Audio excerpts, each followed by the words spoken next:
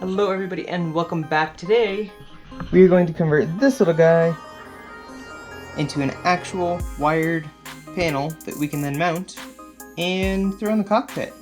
So we are going to convert all of this guy and the breadboard and everything else into full wiring, and then a little bit of the back end, but essentially it's going to be an RJ45 connector at the back, and we're going to use that to power everything.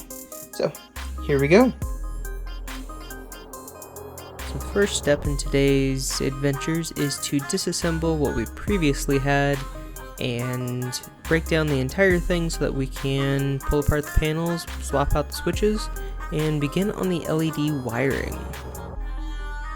So unfortunately the LEDs are taller than the 1/8 inch panels that I have, so I have to basically take a drill, do a little bit of drilling on the back just to open up the piece of acrylic above it. It doesn't go all the way through, but 3mm is a little bit bigger than my 1/8 of an inch, so I do have to drill the holes a little deeper, that way the LEDs sit completely flush.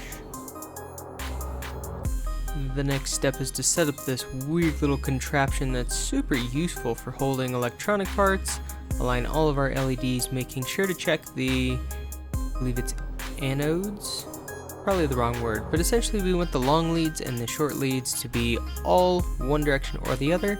I've chosen to make the longer lead, which is the positive side, the inboard side or the right side from the left console. So all of my panels from now on are going to have the right side of the cockpit as positive and the left side as negative. So this will be across the entire thing. And then we just have to do a lot of soldering to connect all of the LEDs in parallel. So to do that, we use a little jumper cable, and then we make our lead that comes off to connect to the RJ45. Then we have to snip all of the excess bits off of the wiring. That way we don't have a whole bunch of extra stuff. Then we wire the long leads so that we can attach that to the RJ45 jack. And eventually I plan on using some heat shrink film to go on the back, and then I'll cut out the holes. But right now I'm using just some electrical tape, purely because of the fact that the switch, when really tightened down, goes straight through electrical tape, because metal between metal, and having just a little piece of electrical tape between it does not necessarily help. So having this multi-layer electrical tape significantly helps. It isolates the two and it makes it much better. So for now I'm going to be doing this, especially because I've got maybe a 50-50 chance of taking this apart. I'm hoping the design that I picked is going to be a good one, so that's where we're starting.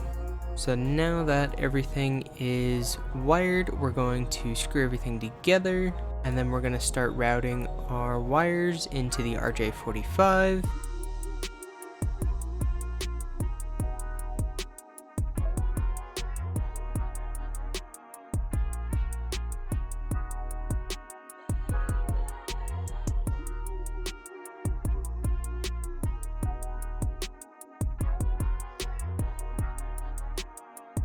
Then we're going to realize that the wire that we originally picked is too thick. Go grab an actual Cat 6 cable, start cutting that up so that we can split off the wires. That also allows us to color code the wires so that we have a switch input or output, which directly correlates with the RJ45 input or output. Should make tracing much easier than if we had done it another way.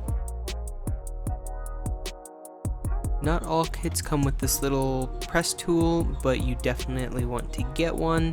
It basically makes it so you can push down your wires all the way, that way you can completely cut through the wire and make great contact with the metal in the middle.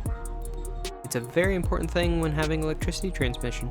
Then we're going to make a quick patch test cable, where one side's going to be an RJ45 and the other side is going to turn out to be just open wires. That way we can plug it into breadboard, we can do individual testing, that way we can just clamp on positive, negative, we can read voltage readings, amp readings, resistor ratings, and just see what it turns out to be.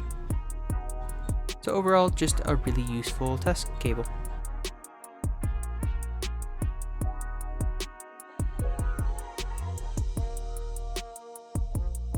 And now the moment we've all been waiting for, plugging in the panel. Hopefully this works and we can actually connect some power to it and we'll get LEDs. And that is the little happy dance of the LEDs turning on. So that is a completed panel. I can plug this into a patch panel and we can finish the project up.